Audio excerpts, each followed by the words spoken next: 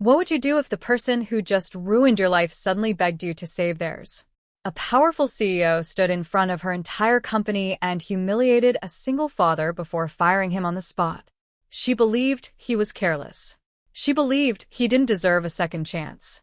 But just a few hours later, everything changed. High above the clouds, her private jet suffered a terrifying emergency. One engine failed, then another. Panic filled the cockpit. Every second mattered. And in that desperate moment, the shocking truth came out. The only person who had the knowledge, the experience, and the calm to save everyone on that plane was the same single father she had thrown away that morning. Would he help the woman who destroyed his career? Or would he walk away and let her face the consequences of her own actions? This isn't just a story about a plane in danger.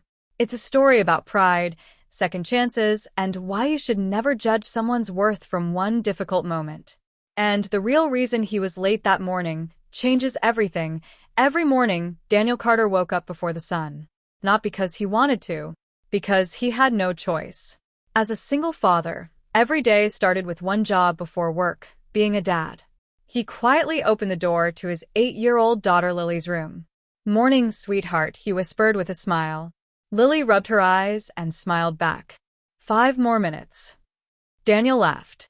"You said that yesterday." Their small apartment wasn't fancy. The paint on the walls was old, and the furniture had seen better days. But it was clean. It was warm. And most importantly, it was full of love. Daniel packed Lily's lunch himself every morning. He braided her hair after watching online tutorials for weeks. At first, the braids looked terrible. Now they looked almost perfect. Lily always smiled when her friends at school said they liked her hair. Moments like that made every sacrifice worth it. After dropping her at school, Daniel drove to work. He wasn't just another employee. He was one of the company's most trusted aviation safety specialists. Whenever something complicated happened, managers called Daniel. When others gave up on difficult problems, Daniel stayed until they were solved. He never looked for attention. He simply did his job. Most people in the company respected him. Some even wondered why he had never asked for a promotion. But Daniel had different priorities. Every extra hour at work meant one less hour with Lily. To him, no promotion was worth missing dinner with his daughter. Then came the morning that changed everything. As Daniel was driving Lily to school, traffic suddenly stopped. Not because of an accident. An elderly man had collapsed while crossing the street. Cars began honking. People watched from their windows. Very few moved. Daniel didn't think twice. He pulled over, ran toward the man, called emergency services, and stayed with him until the ambulance arrived. By the time everything was over, nearly 40 minutes had passed. Daniel looked at his watch. His heart dropped. He was going to be late. He knew how strict the company's CEO was. Still, as he got back into his car, he looked at Lily. "You did the right thing, Dad," she said softly. Daniel smiled. "I hope one day you'll always choose people over schedules." He had no idea those words would be tested before the day was over. When Daniel finally walked into the office, every eye turned toward him. And standing near the conference room was the CEO herself. Daniel took one deep breath before pushing open the glass door. The office had never felt so quiet. Conversation stopped. Keyboards went silent. Even people who normally ignored each other looked up at the same time. Everyone knew one thing. The CEO hated late employees. Standing near the conference room was Victoria Hayes. She had built one of the biggest private aviation companies in the country. People admired her success, but they also feared her. Victoria believed one simple rule. If you're late, you don't respect the company. She never cared about excuses. Only results. The moment she saw Daniel, she looked down at her watch. "Mr. Carter," she said loudly. "So nice of you to finally join us."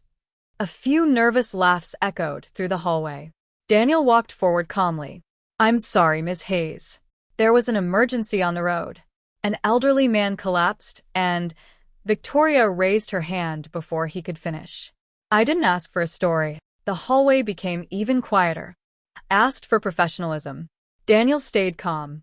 "I understand. But someone's life was in danger." Victoria folded her arms. And now this company's time has been wasted. Several employees looked at each other. They knew Daniel. If anyone deserved the benefit of the doubt, it was him. For 7 years, he had never missed an important deadline. He had worked weekends without being asked. He had solved problems that saved the company millions. Yet none of that seemed to matter today. Victoria took one step closer. Leadership starts with discipline.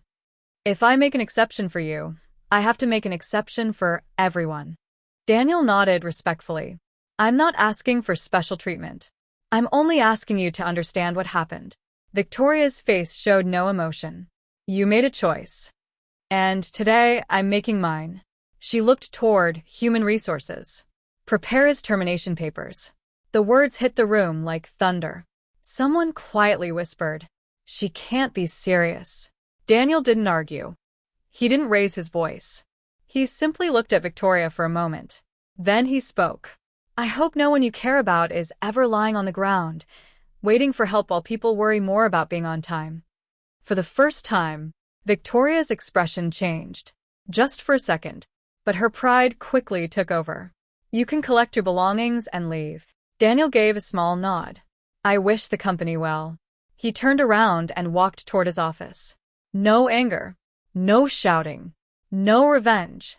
Just quiet dignity. As he packed the few things on his desk, co-workers slowly came over. "I'm so sorry, Daniel. This isn't right. We all know what kind of person you are." Daniel smiled gently. "Take care of each other." Before leaving, he picked up a small framed picture of Lily. He looked at it for a second and whispered, "At least I'll be home early tonight." He walked out of the building without looking back. Behind him, Victoria entered the board meeting, convinced she had protected company discipline. She had no idea.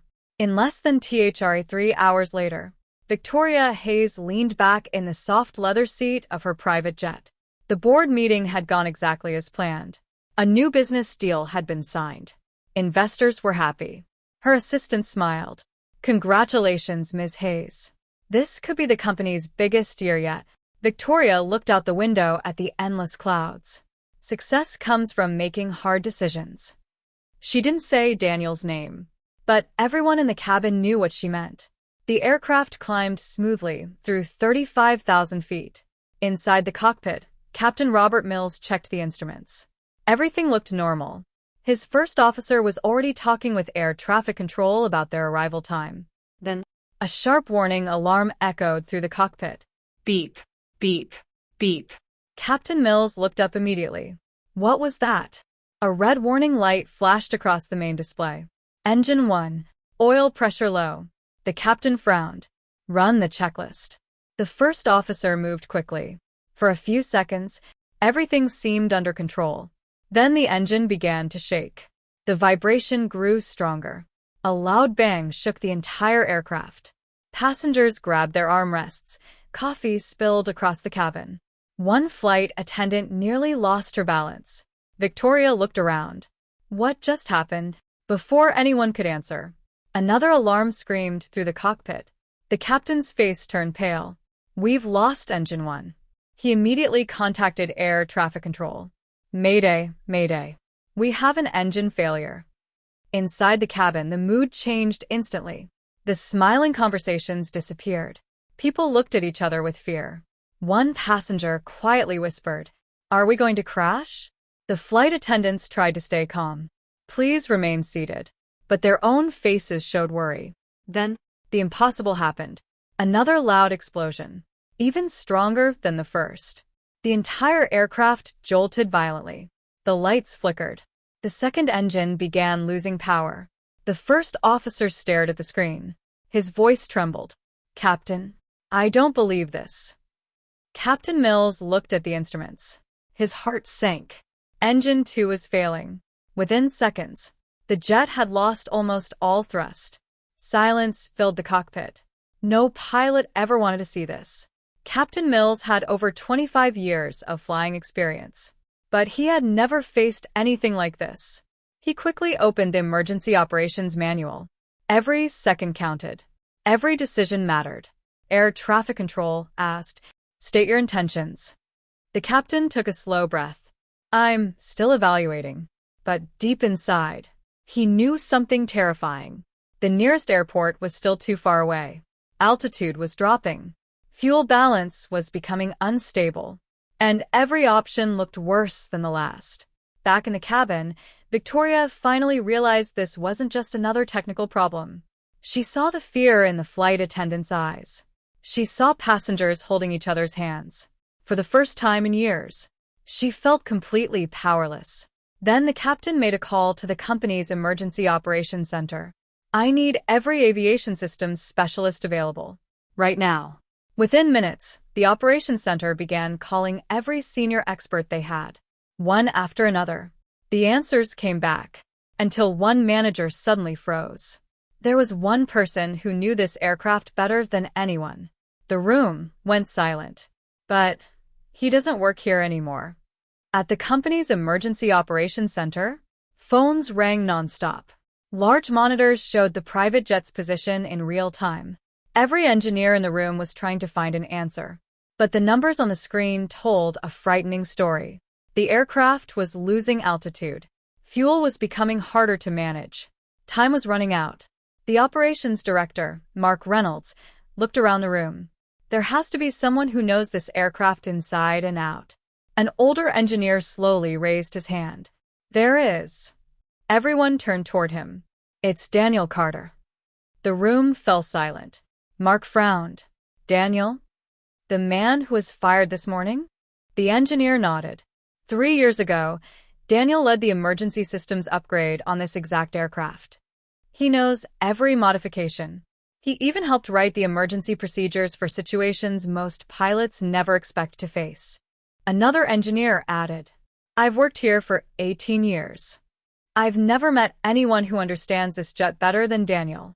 Mark didn't waste another second. "Call him." An assistant quickly searched Daniel's number.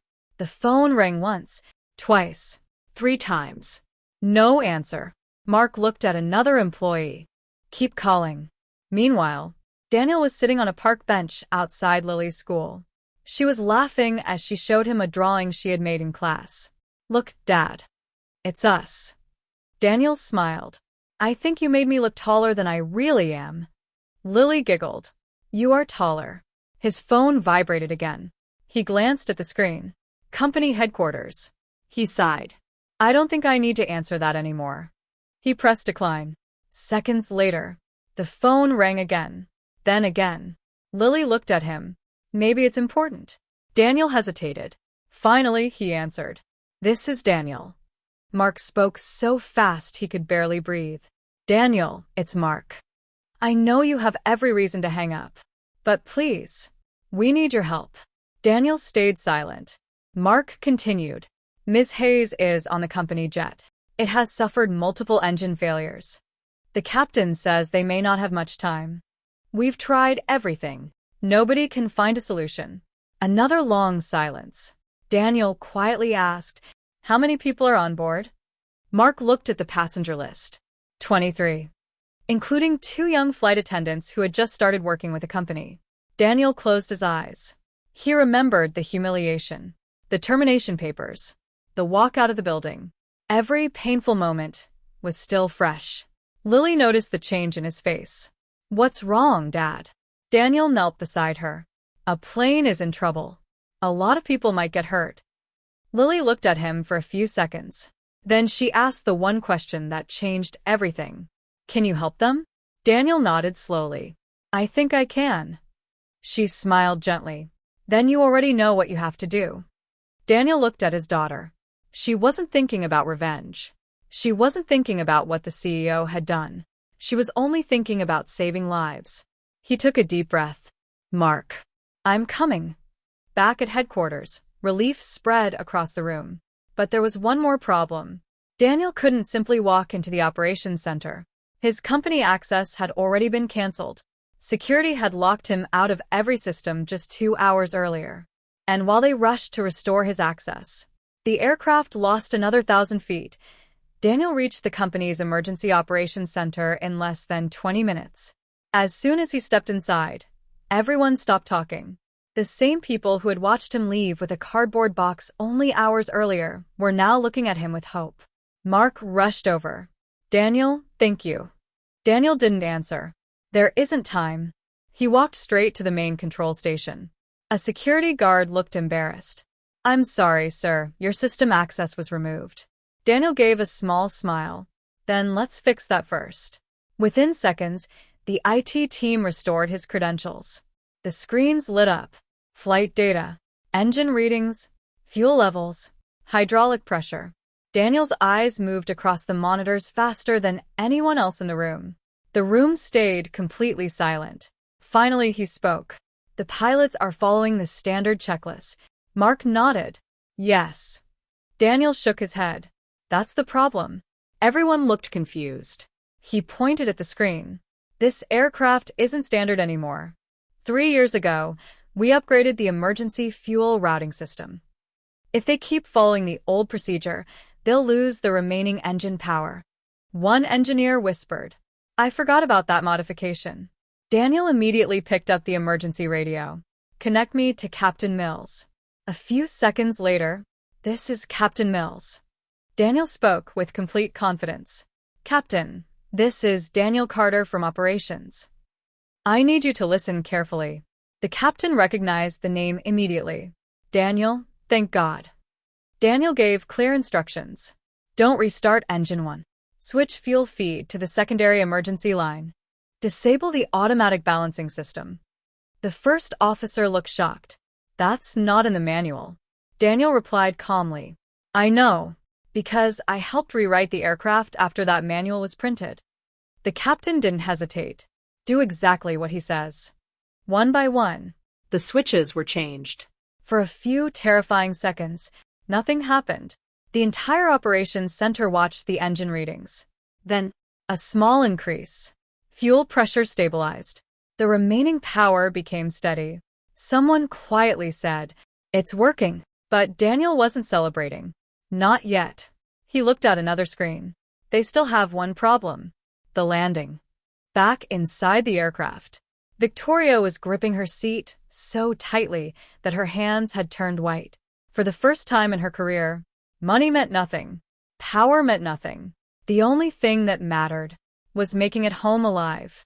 The captain's voice came over the speaker. We have a chance. But everyone must remain calm. Daniel continued guiding the crew. You're too heavy. Dump unnecessary fuel. Reduce speed. Keep your nose slightly higher. Every instruction came with perfect timing.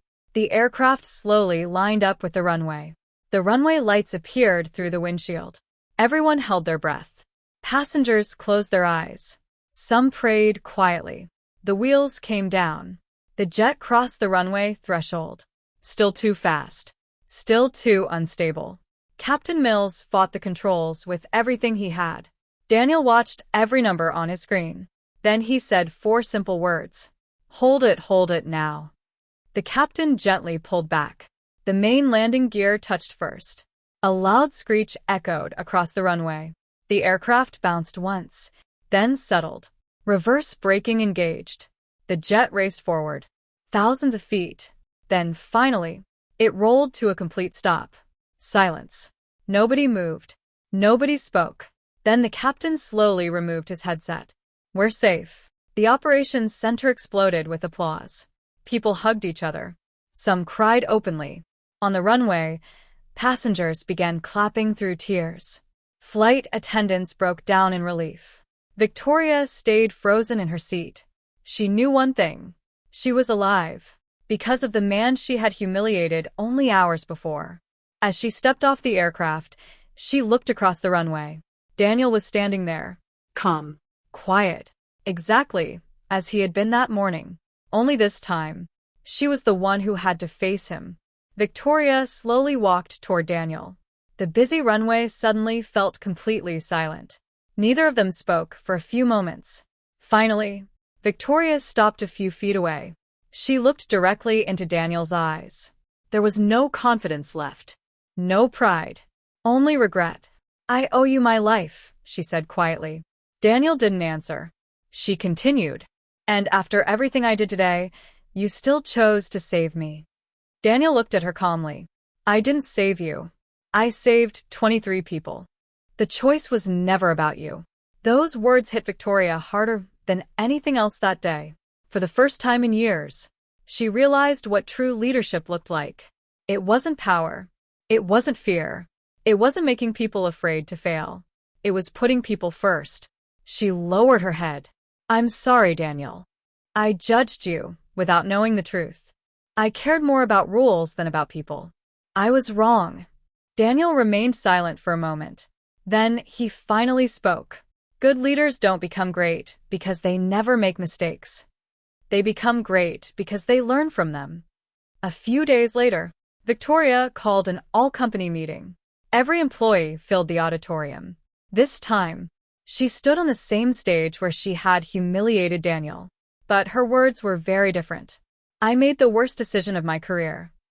I fired the best man in this company because I refused to listen. The room stayed completely quiet. She turned toward Daniel.